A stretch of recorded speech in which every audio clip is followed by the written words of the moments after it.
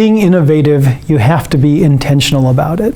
I'll give you an example from the station I work at currently. So WREL-TV was the first station in the world to be broadcasting in high definition. And that was at a time when it was very expensive to get the infrastructure to broadcast in high definition. But our owner looked at that, and he had seen a high definition television product and said, this is the future.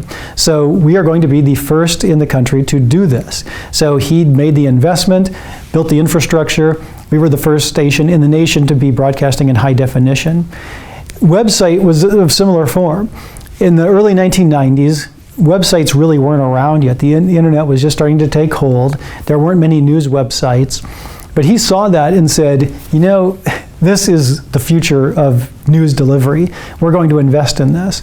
And so where most TV stations or newspapers kind of dabbled in it and said, well, if you're writing a story for the newspaper or TV, we'll also have you write a story for this fledgling website. What WREL did is hired a whole team in addition to the news team they had for television to focus on the website. To this day, it's got 55 employees just working on the website alone. So you've got people generating original content for the website. You have others who are doing sales for the website. There's a general manager for the digital properties.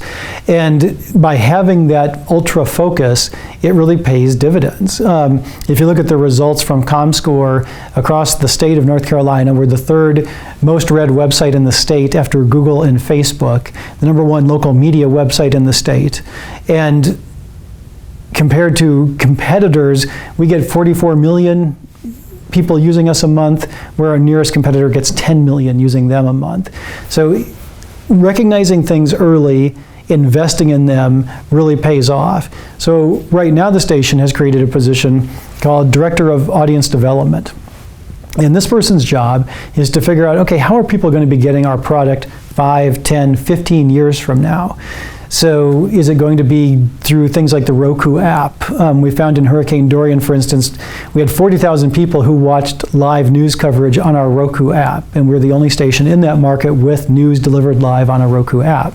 So it's finding things like that and making sure that we're in front of where the viewers want to be. So if they want to get their information a different way than they're getting it now, we need to figure out what that is and get it to them first and win in that space so that we maintain that loyalty in terms of the content that's getting delivered.